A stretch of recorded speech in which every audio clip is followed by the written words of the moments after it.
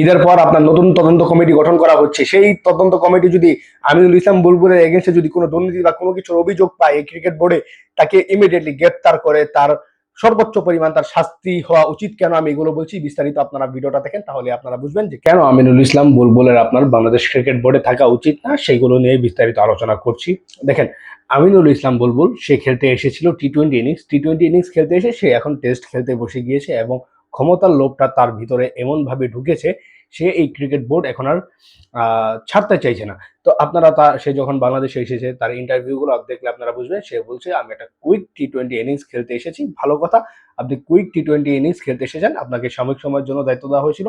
তারপর একটা সরকারি নির্বাচন হলো, মানে সরকারেই নির্বাচনটা দিয়েছে, আসিফ মাহমুদ সজীব ভুইয়া তারা মিলে নির্বাচনটা করেছে। সেই নির্বাচনে আপনার যেই কোনো ভাবে আপনার দুর্নীতি করে আপনার আমিনুল ইসলাম বুলবুলকে জিতিয়ে দেওয়া হয়, একপক্ষ নির্বাচন হয়। সেই নির্বাচনের কারণে কিন্তু আপনার আমিনুল ইসলাম বুলবুল নেক্সটে বাংলাদেশের ক্রিকেট বোর্ড হয়, তামিম ইকবালরা নির্বাচন থেকে সরে যায়। এটা এখনো পর্যন্ত আপনারা সবাই জানেন, আমরাও জানি। তারপর আপনার আমিনুল হক যখন নতুন ক্রীড়ামন্ত্রী হয়েছে, আমিনুল হক যখন নতুন নির্বাচন করতে চাচ্ছে, এখনো সে অফিসিয়ালি কিছু বলেনি। তদন্ত কমিটি গঠন করবে ঈদের পরের দিন।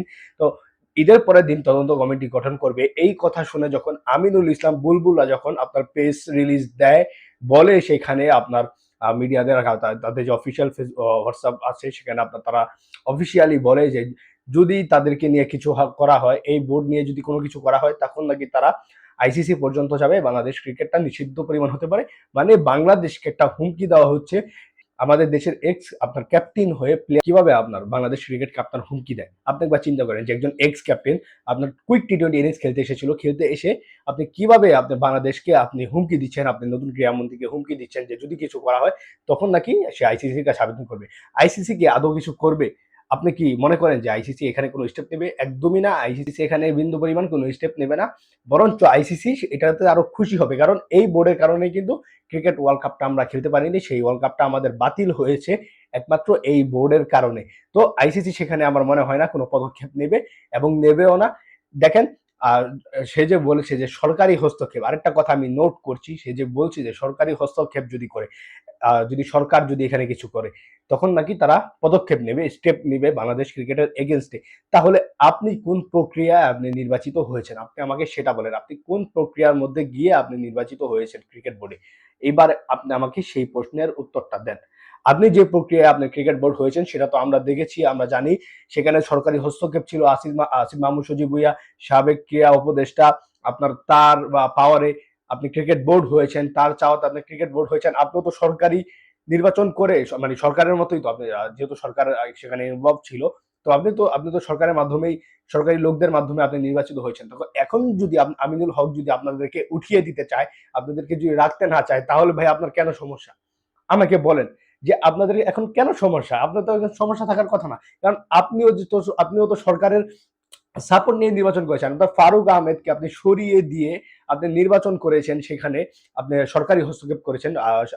যখন বাংলাদেশ ক্রিকেট বোর্ডটা ভেঙে যায়, তার নাজমুল হাসান পাবন যাওয়ার পর কিন্তু ফারুক আহমেদকে সাময়িক সময়ের জন্য দায়িত্ব দেওয়া হয়। তার উপরে বিভিন্ন ধরনের দুর্নীতির অভিযোগ এনে কিন্তু সে আপনার ক্রিকেট বোর্ডে আপনার উড়ে এসে জুড়ে বসে যান বাংলাদেশ ক্রিকেট বোর্ডে। তারপর আপনার নির্বাচন করেন। তো দুর্নীতিগুলো যদি আপনি যে দুর্নীতিগুলো করেছেন, আপনি যে বাংলাদেশ ক্রিকেটকে ওয়ার্ল্ড কাপ খেলতে দেননি, এখন যদি এগুলো বের করে আনে, এখন আপনার কেন কষ্ট লাগছে?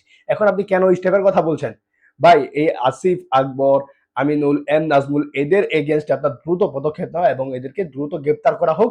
এরা বাংলাদেশে আসলে, এরা যদি এর সাথে জড়িত থাকে, এরা যদি আপনার স্ট্রং কোনো আপনার ফাইল পায়, প্রমাণ পায়, এদেরকে আপনার দ্রুত আইনের আওতায় আনা হোক। কারণ এরা যদি বাংলাদেশ ক্রিকেটে থাকে, বাংলাদেশ ক্রিকেট খুবই ভয়াবহ একটা জায়গায় যাবে। এদের মতো অশিক্ষিত অদক্ষ লোকদের দিয়ে বাংলাদেশ ক্রিকেট চলে না। আসিফ আকবর লোকটাকে তো চিনেনি, ক্রিকেট সম্পর্কে তার কোন ধারণা আছে, তার কতটুকু ধারণা আছে, এগুলো আপনারা ভালো করেই জানেন আমার থেকে। তো আর বেশি কোনো কথা বলবো না, আপনারাই বিচার করেন যে আসলে কে কি করতে পারে বাংলাদেশ ক্রিকেটে। তো আচ্ছা, এই পর্যন্তই। আপনারা কি মনে করছেন? আপনাদের মন্তব্য মতামত কমেন্ট বক্সে জানিয়ে দিতে পারেন। ভালো থাকবেন, সুস্থ থাকবেন। ধন্যবাদ সবাইকে।